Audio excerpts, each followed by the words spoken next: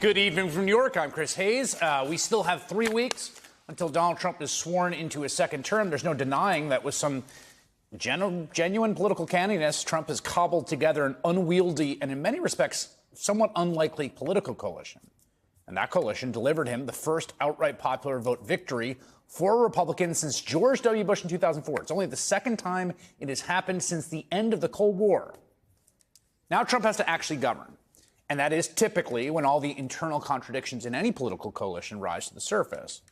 We're not even to inauguration yet, and that factional fighting, I would argue, is bigger and more glaring than almost any other I've ever witnessed in American politics.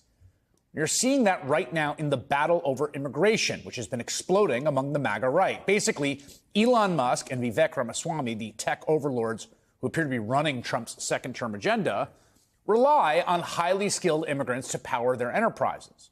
Those immigrants come to this country to work with an H-1B visa, which provides terms that are extremely favorable to their employers and also an amazing opportunity for the folks coming to work here. Folks basically have to stay at their job in order to stay in the country. If they leave their position, they have 2 months to find a new job or risk getting deported. So you can see why someone like Elon Musk likes them so much. For example, this is not abstract. When Musk bought Twitter, and a huge percentage of the staff headed for the exits, Vice News reported on how Twitter employees on visas can't just quit. The other side of the debate over the H-1B visa is the one that folks like Stephen Miller and Stephen Bannon have been pushing for years, that we should restrict, limit, perhaps end all immigration in the U.S., legal and illegal, right? Stuff at the border around asylum, but also H-1B visas.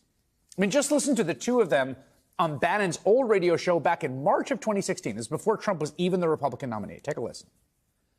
And they see these oligarchs down there with 54 private jets, and they're not down there for their health. They're called together by Karl Rove, and it's a Stop Trump movement. And it's a Stop Trump movement because they want unlimited HB1 visas. Isn't the beating heart of this problem right now, the real beating heart of it, of what we got to get sorted here, is not illegal immigration, as horrific as that is, and it's horrific.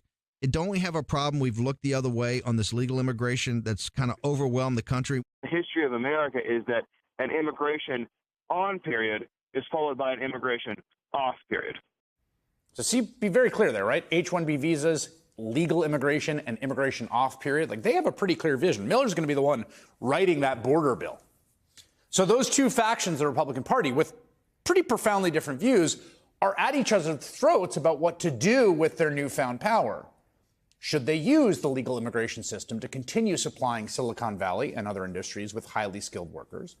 Or should they apply some new racist immigrant exclusion act, like the Chinese Exclusion Act, to deport all those workers and let Americans take their jobs?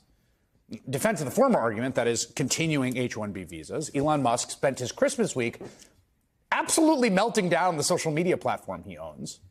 He has since deleted many of those posts, including one that replied approvingly to a post calling American-born workers in general a slur, the R word, for being too stupid to be able to do the jobs that workers on H-1B visas were doing. One emblematic post is still up, where Musk tells opponents of H-1B visas to F themselves before pledging to go to war on this issue, the likes of which you cannot possibly comprehend.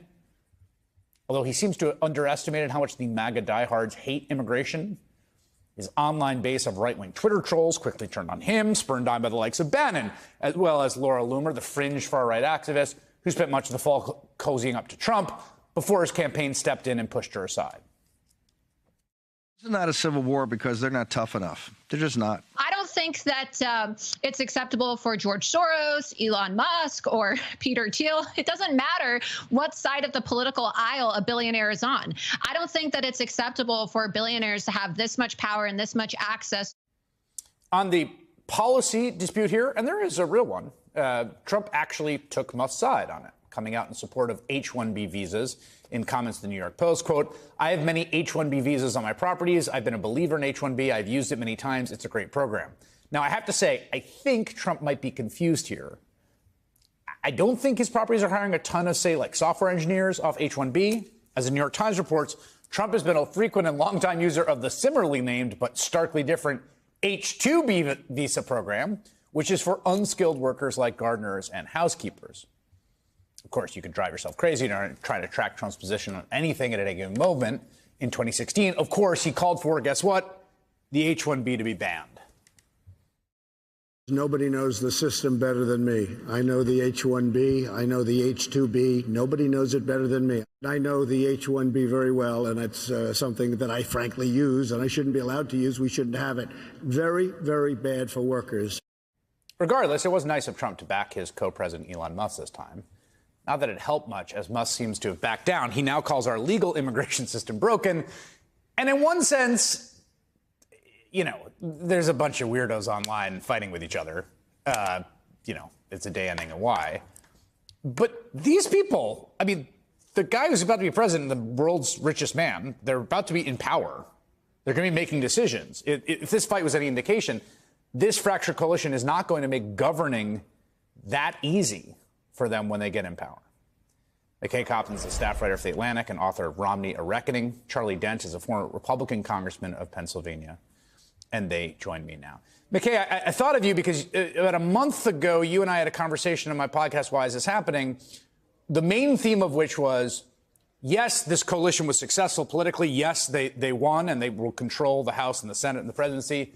But there are deep internal, real, genuine factions and fights and tensions ideologically. And it was interesting that immigration was the first one we've sort of seen kind of blow up. It's especially interesting because immigration has been kind of like the defining issue of the Trump era in a lot of ways, right? And in some ways, what's happening now is only the latest flare-up in a pretty old fight in the Republican coalition. You can take any presidential election of the 21st century and find this divide between Chamber of Commerce Republicans and the Wall Street editorial board on one side, Wall Street Journal editorial board, and on the other side, kind of conservative talk radio, Fox News, and the right-wing base on the other. Every Republican presidential candidate in the last 25 years has tried to straddle this line. You remember Mitt Romney in 2012? He talked about self-deportation. That was kind of his red meat to the base. He also talked about stapling a green card on every college diploma of an immigrant who came to the U.S., right? And so what's interesting is that Trump, made immigration one of his key wedges in 2016 in the Republican primaries. He was seen as this extremely populist figure. But I don't think we should be that surprised that he has now found himself siding with what is essentially the Chamber of Commerce position on immigration. Big shocker.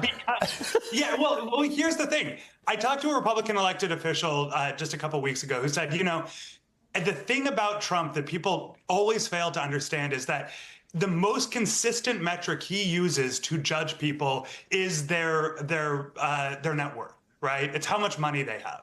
And so we should not be shocked that Elon Musk has been allowed in the henhouse. It's not because of his, searing political charisma. It's because he's incredibly wealthy. There's a reason that Trump often defers to his golf buddies and high dollar donors and allies in Silicon Valley and Wall Street.